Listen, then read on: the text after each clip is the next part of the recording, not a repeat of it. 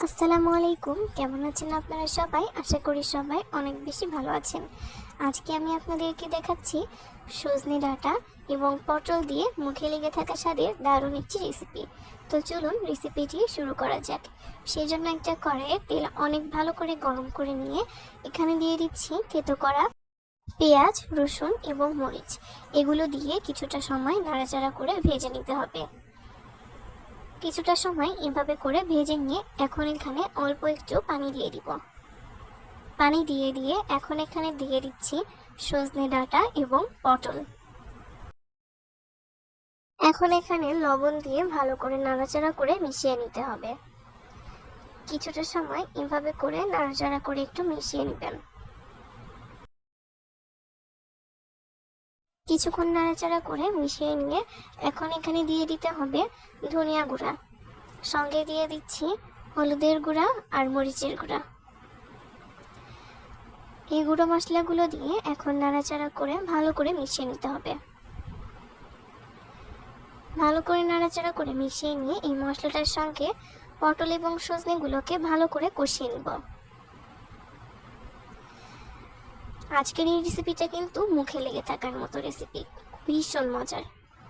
এখন ঢাকনা দিয়ে ঢেকে রাখছি। কিছুক্ষণ ঢাকনা দিয়ে ঢেকে রান্না করে নিব। কিছুক্ষণ পর এখানে দিয়ে দিচ্ছি অল্প একটু আদা বাটা। আদা বাটা দিয়ে আবার ভালো করে নাড়াচাড়া করে মিশিয়ে নিয়ে এটাকে কিছুটা সময় কষিয়ে নিব। এই রেসিপিটা তৈরি করার সময় অবশ্যই একটু বেশি সময় নিয়ে কষিয়ে নেবেন, এতে করে এই রেসিপিটা খেতে অনেক বেশি মজার হবে।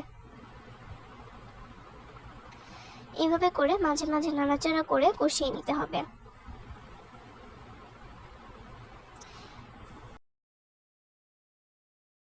আর আজকের এই রেসিপির কালারটা দেখেই বুঝতে পারছেন আজকের এই রেসিপিটা খেতে ভীষণ মজার ছিল।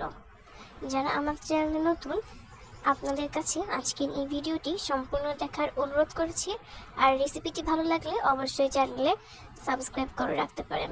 ফেসবুক পেজ থেকে দেখে থাকলে পেজটিকে ফলো দিয়ে রাখবেন। তো এইভাবে করে আমি কিছুটা সময় নিয়ে ভালো করে আমি সজনে ডাঁটা এবং পটলগুলোকে একসঙ্গে মশলাটার সঙ্গে কষিয়ে নিয়েছি। এই পর্যায়ে যখন ভালো করে কষিয়ে নেওয়া হয়ে যাবে তখন এখানে দিয়ে দিতে হবে ঝোলের জন্য পানি। ঝোলের জন্য পানি দিয়ে এখানে এখন দিয়ে দিতে হবে সরিষা এবং জিরা বাটা। বাটা মশলাটা দিয়ে এখন আমি ভালো করে নাড়াচাড়া করে মিশিয়ে নিতে হবে। ভালো করে এভাবে করে নাড়াচাড়া করে আমি মিশিয়ে নিচ্ছি। এখন ভালো করে মিশিয়ে নেওয়া হয়ে গেলে এটাকে এখন আমি ঢাকনা দিয়ে ঢেকে কিছুটা সময় রান্না করে নেব। ঢাকনা দিয়ে ঢেকে কিছুটা সময় রান্না করে নিয়ে কিছুক্ষণ পর মাঝে মাঝে এভাবে করে নাড়াচাড়া করে দিবেন। আর এইভাবে করে মাঝে মাঝে ঢাকনা দিয়ে ঢেকে কিছুক্ষণ রান্না করে নেবেন এবং কিছুক্ষণ পর ঢাকনা তুলে ভালো করে নাড়াচাড়া করে দিবেন। যারা রান্নার ক্ষেত্রে একেবারে নতুন তারাও কিন্তু চাইলে আজকের এই রেসিপিটি দেখে একদম মজার স্বাদের সজনে ডাঁটা এবং পটলের এই রেসিপিটি ট্রাই করতে পারবেন। খেতে অনেক বেশি মজার হবে। তো এভাবে করে আপনারা রান্না করে নেবেন। তাহলে আর দেরি কিসের, অবশ্যই একবার হলেও এই রেসিপিটি ট্রাই করবেন এবং আপনাদের মূল্যবান মতামতের মাধ্যমে কমেন্ট করে জানাবেন আপনাদের কাছে রেসিপিটি কেমন লেগেছে। আর দেখতেই পাচ্ছেন তৈরি হয়ে গেছে মজাদার ভিন্ন স্বাদের সজনে ডাঁটা এবং পটলের একটি দুর্দান্ত রেসিপি।